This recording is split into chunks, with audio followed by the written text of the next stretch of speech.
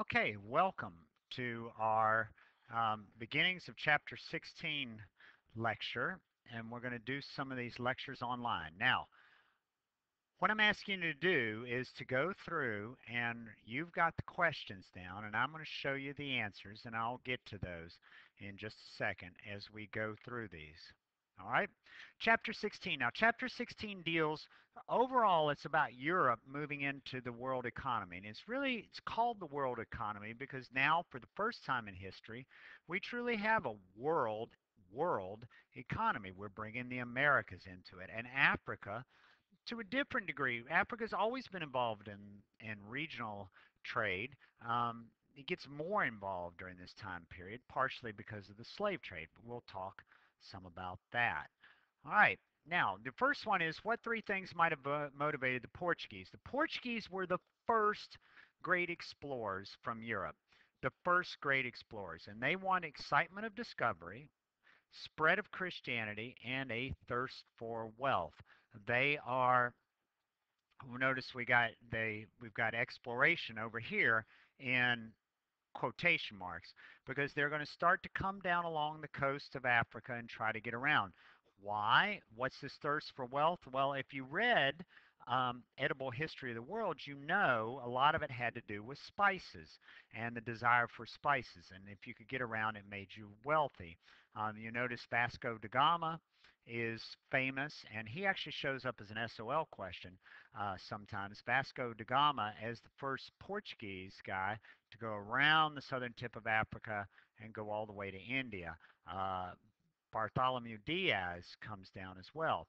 Now, while I don't have a slide for you to write about, it would be impossible to skip this other country on the Iberian Peninsula and their role in all this. Spain. What was Spain's role in all this? Spain became involved after they removed Muslims in power.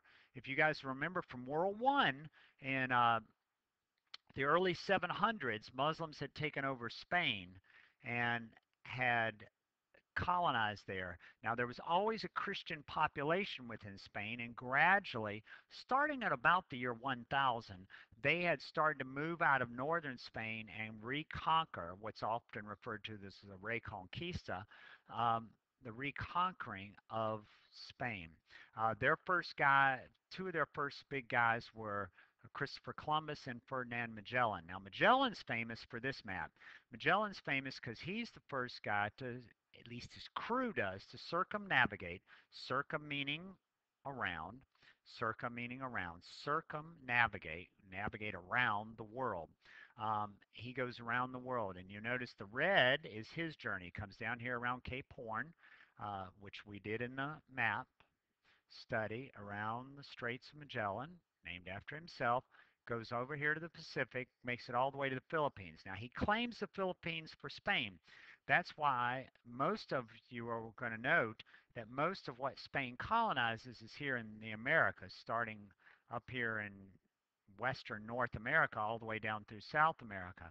And they will conquer all that, and they will also control the Philippines. And the Philippines, because of Magellan. Magellan comes to this part of the world and conquers. He never makes it back. He gets involved in a local conflict and is killed while uh, in the Philippines. But his crew will eventually make it and sail all the way back around to Spain.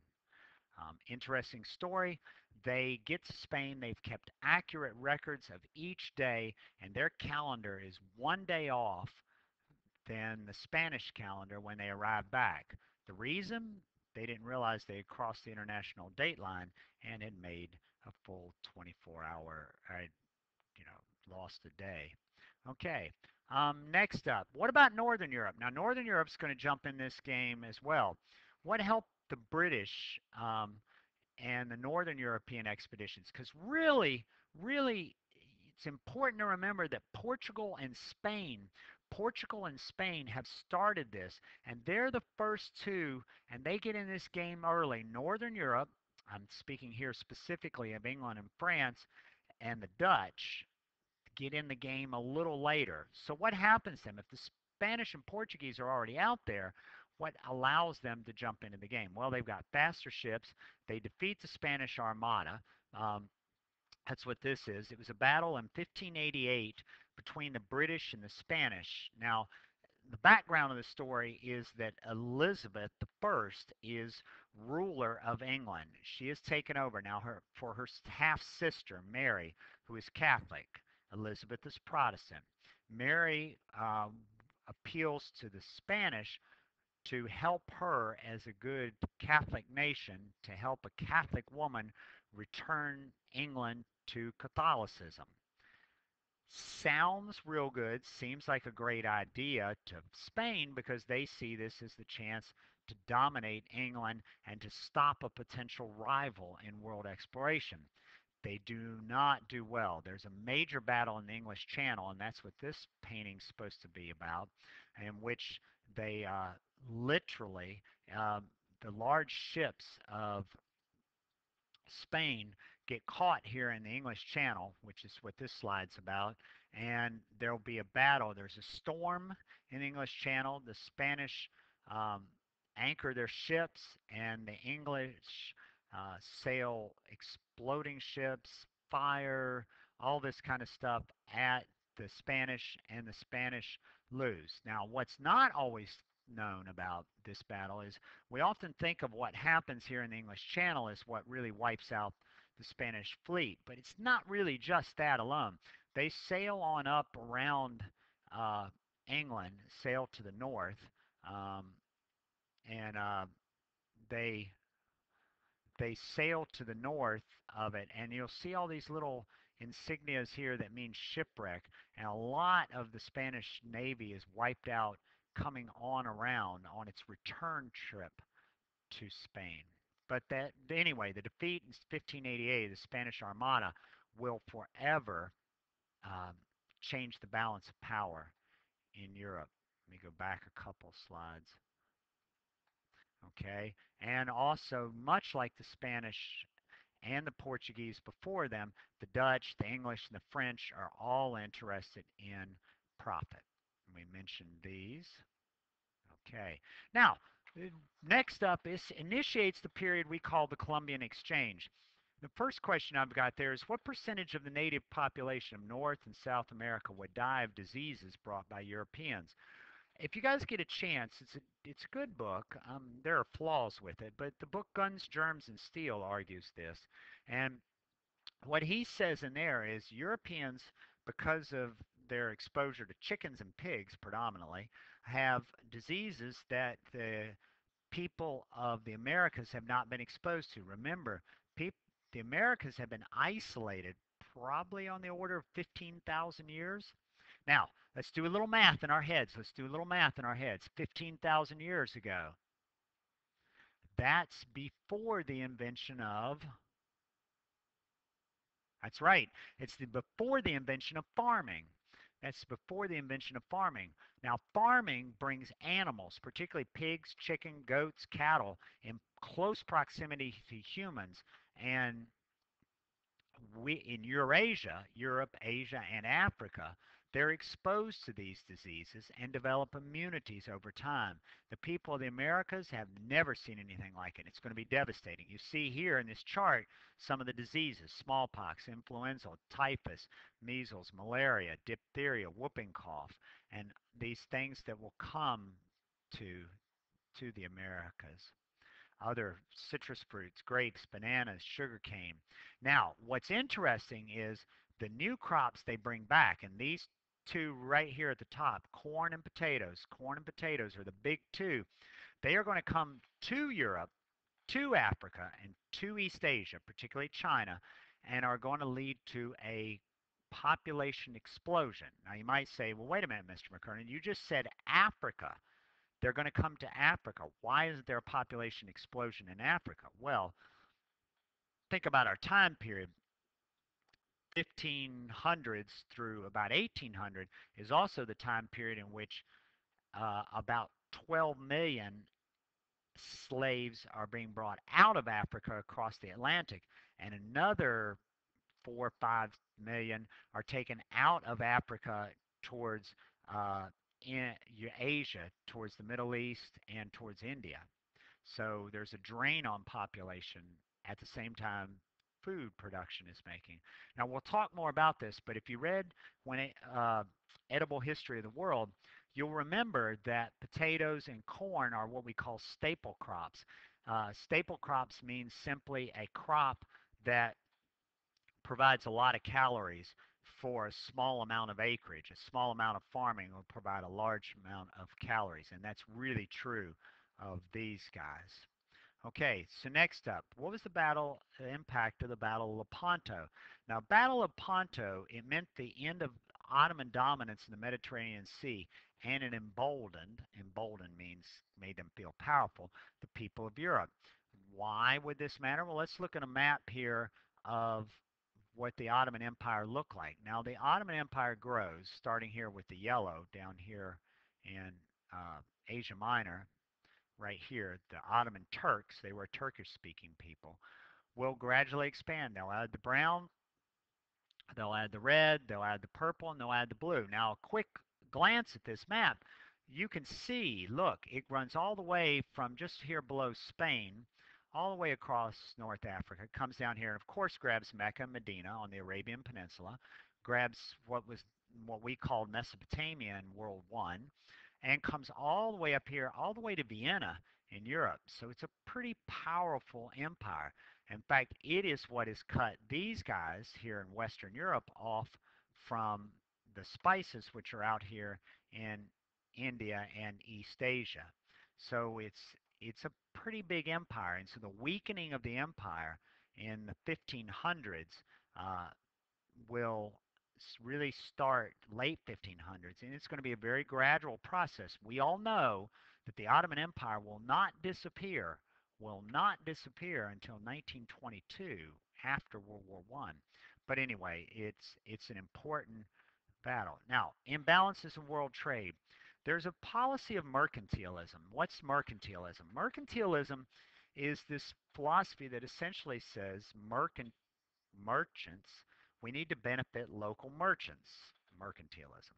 Okay, and here's the way it worked. Tariffs were designed to encourage manufacturing in the home country. Colonies supplied raw materials.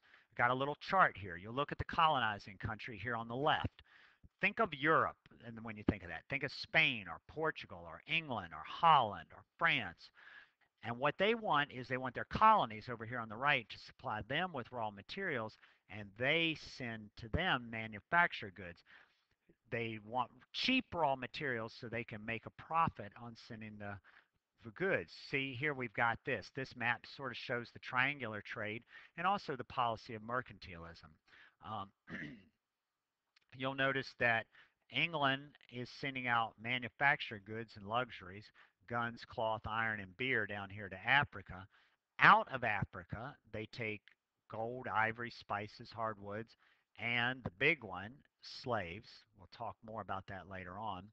And the colonies will provide um, these raw materials: whale oil, lumber, rice, silk, indigo, sugar, molasses. And sugar is a huge one.